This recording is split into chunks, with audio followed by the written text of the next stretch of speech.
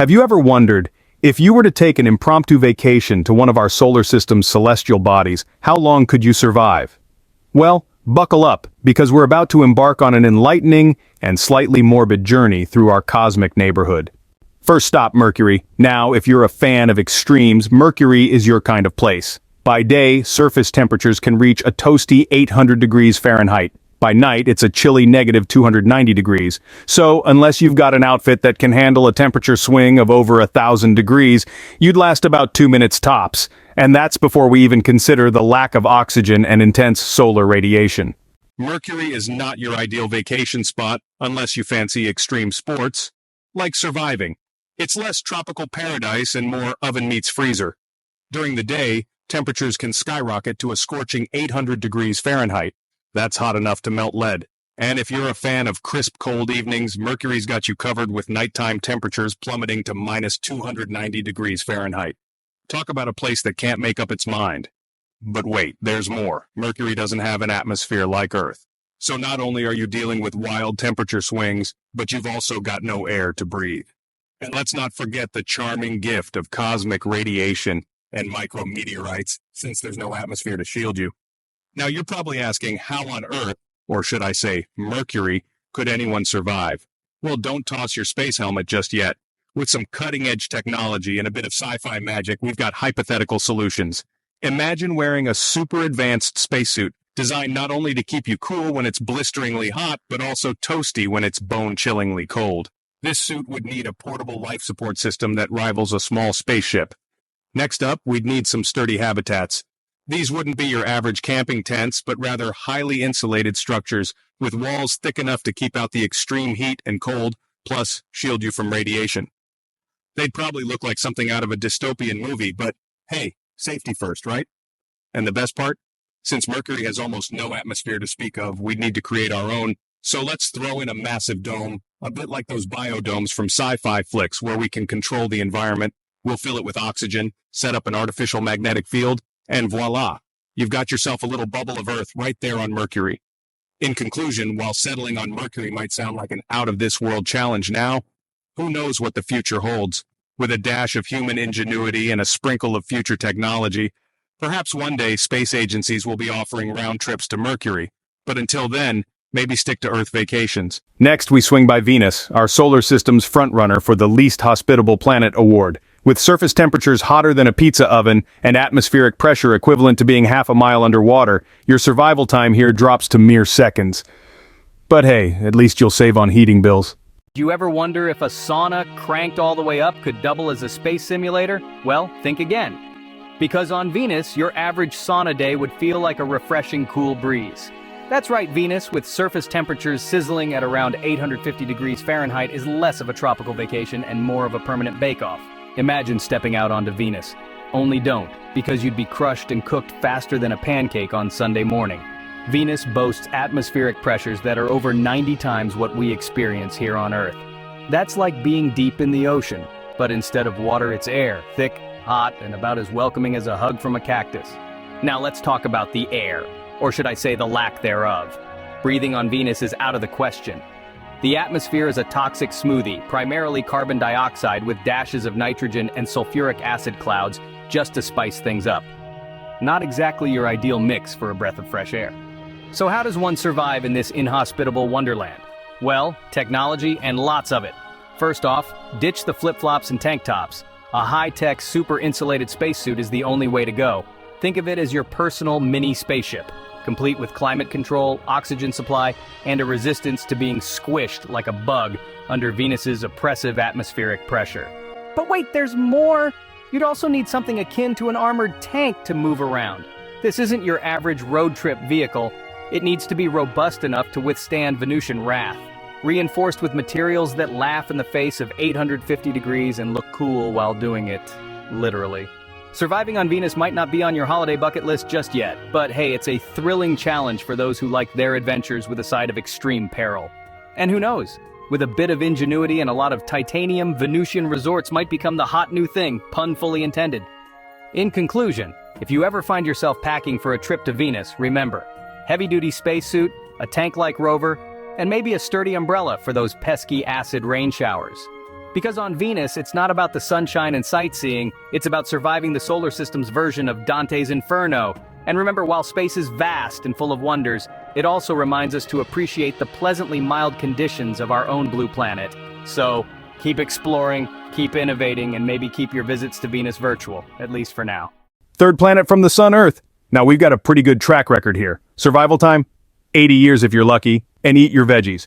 But we're not here to talk about Earth. We know it's great, we live here. Mars, our red neighbor, you might last a minute or two here, but only if you can deal with the lack of oxygen and temperatures colder than your ex's heart. Did you ever wonder if Mars gets jealous of Earth? With all the water, air, and life here, Mars must feel like the cosmic party no one showed up to. But let's not be too quick to RSVP to Mars party. Surviving there? Well, that's a whole different kettle of fish, or should we say a whole different canister of oxygen. First up, Mars throws a mean temperature tantrum. Imagine winter in Siberia, then take away the vodka warmth. Mars can chill at a brisk negative 80 degrees Fahrenheit at night. Even during the day, don't expect to sunbathe as temperatures barely hit a toasty 20 degrees on a good day. But fear not, technology has our back. With habitats insulated like a polar bear's fur coat and heated by nuclear or solar power, we can keep the Martian chill at bay. Now the air, or rather, the lack of it. Breathing on Mars isn't just difficult, it's currently impossible. The atmosphere is thin and about 95% carbon dioxide. Not exactly minty fresh. Thankfully, human ingenuity prevails again. We've developed life support systems that not only provide a cozy Earth-like atmosphere inside habitats, but can also split Martian CO2 to generate oxygen. It's like planting trees without the trees. Oh, and let's not forget the pressure, or should I say, the no-pressure situation. The atmospheric pressure on Mars is less than 1% of Earth's. This means without proper protection, your blood could literally boil. But no need to simmer down. We have pressure suits that make diving deep into the ocean seem like a walk in the park. These suits keep astronauts as comfy as if they were lounging in their living rooms. And about that toxic soil? Yes, Mars doesn't even give us dirt we can work with without a fight. It's full of perchlorates, not exactly the kind of salt you put on your fries. But where there's a will, there's a way. Scientists have developed methods to heat Martian soil to remove toxins, making it safe for growing space potatoes. Who knows? Martian fries might be the next big hit. In conclusion, while Mars might not be ready to host the next summer barbecue with cutting-edge technology and a bit of humor, humans are gearing up to crash the red planet's party. Insulated habitats, oxygen generators, pressure suits, and soil purifiers? Check. So, next time you look up at the night sky and see that little red dot, remember, Mars might just be the ultimate fixer-upper challenge in the solar system. And who doesn't love a good challenge? Jupiter's next. A gas giant with no solid surface to stand on. You'd be crushed by the immense gravity and swirling storms before you even got the chance to appreciate its stunning bands of color. So, survival time? Not long enough to update your social media status. Imagine planning a trip to Jupiter. First off, forget about packing light. The gas giant isn't one for sunny beaches or cozy cabins. Instead, it welcomes you with swirling storms and winds that can reach speeds of 400 miles per hour. That's faster than any speed dating event on Earth, and probably just as dizzying. Now consider the outfit. Here on Earth, you might worry if your shoes match your outfit. On Jupiter, the fashion police are the least of your concerns. With a crushing atmospheric pressure 2.5 times that of Earth's, you'd need an outfit more robust than any armored knight suit just to avoid being squashed like a cosmic pancake. Let's talk about the spa amenities. Jupiter's atmosphere is mostly hydrogen and helium. Not exactly the kind of air you'd want in your inflatable party balloons, let alone your lungs. Breathing there would be out of the question without some serious technological wizardry. Think less scuba diving and more diving into a star. Surviving the temperatures would be another hot topic. With a balmy surface temperature of negative 234 degrees Fahrenheit, you'd need more than a warm jacket and a fire pit. You'd need a portable sun. And for those who enjoy a good storm watching session, Jupiter's Great Red Spot, a storm larger than Earth itself, has been raging for centuries. It makes chasing tornadoes on Earth seem like a light breeze. Of course, any stay on Jupiter would not be complete without mentioning the gravity, about 2.4 times that of Earth. Forget about jumping for joy. You'd be lucky to lift your feet. In conclusion, if you ever find yourself packing for a trip to Jupiter, remember these survival tips. Bring an indestructible suit, a personal atmospheric dome, and a device that simulates the sun. Or perhaps stick to watching documentaries about Jupiter from the comfort of your earthly home. After all, it's the lighter side of space exploration that often keeps our spirits lifted here on the ground. Saturn, similar to Jupiter, is a gas giant with no solid surface. Its extreme winds and crushing pressure would make your visit extraordinarily brief. We're talking seconds, folks. Did you know Saturn is not just famous for its stunning rings, but also for being the ultimate party pooper for human habitation? Imagine planning a barbecue there, only to find out the grill would freeze over before you could even say hot dog. Now, surviving on Saturn is a bit like expecting a cactus to thrive in the Arctic. First off, the temperature on this gas giant drops to a brisk negative 270 degrees Fahrenheit. That's colder than a snowman's holiday in Siberia, and if the cold doesn't get you, the pressure surely will. It's like having an elephant sit on you, then realizing it's actually a whole herd. The atmosphere is mostly hydrogen and helium, so, unless you're planning to inflate balloons for a living, breathing isn't going to be a walk in the park. But here's where human ingenuity kicks in. With technology, we turn the impossible into a hold my beer moment. Engineers are crafting suits that can handle extreme cold and pressure, much like a personal mini spaceship. You could literally walk around feeling like a marshmallow version of Iron Man. Breathing apparatus are also on the list. These aren't your average scuba tanks, but super advanced systems that extract breathable air from the very chemicals in Saturn's atmosphere. Who knew you could potentially breathe rocket fuel ingredients? And let's not forget about the gravity situation. Saturn will have you weighing way more than your bathroom scale back home approves of, but with gravity adjustment tech, you could hop around like you're on the moon. Low-gravity basketball games, anyone? In conclusion, while settling on Saturn might sound as plausible as surfing on lava, with the right tech, we might just make the universe's least hospitable places our new vacation spots. So pack your bags and your sense of adventure. But maybe leave the barbecue grill at home. Uranus, a planet that is always the butt of the joke, but with temperatures reaching negative 350 degrees Fahrenheit and an atmosphere mostly of hydrogen, helium, and methane, the joke's on you. Survival time? Less than a second. Imagine trying to set up camp on a planet that spins on its side like it forgot how to plan it properly. Now, speaking of living on Uranus, one would need more than just a thick coat and a sense of adventure. The average temperature hovers around negative 350 degrees Fahrenheit. It's so cold that even the polar bears would demand a space heater.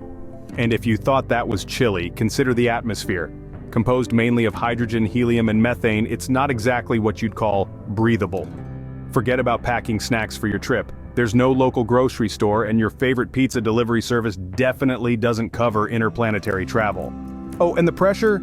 It's like having an elephant sit on you while another elephant makes sure you stay down. Not exactly spa treatment pressures.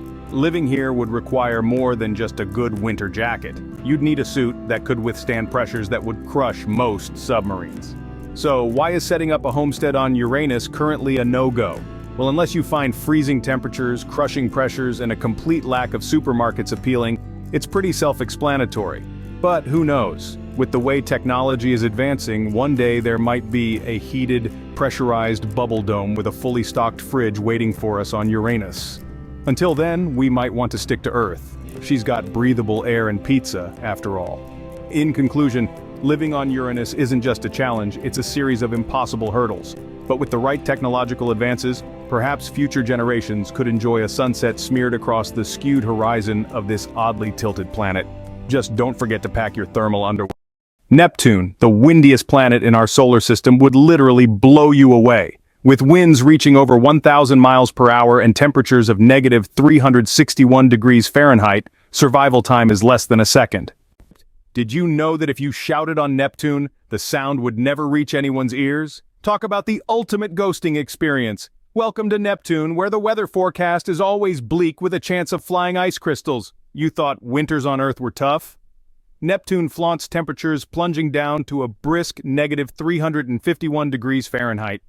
It's the kind of cold that makes you miss those chilly 0-degree winter days back home. Now let's talk about the air, or should I say the lack thereof. Breathing on Neptune isn't just difficult, it's non-existent for us Earthlings. The atmosphere is mainly hydrogen, helium, and a hint of methane, not exactly the cocktail you'd want for your lungs. Plus, with winds hurtling at over 1,000 miles per hour, even if you could breathe, The wind would snatch your breath away faster than a magician. But fear not.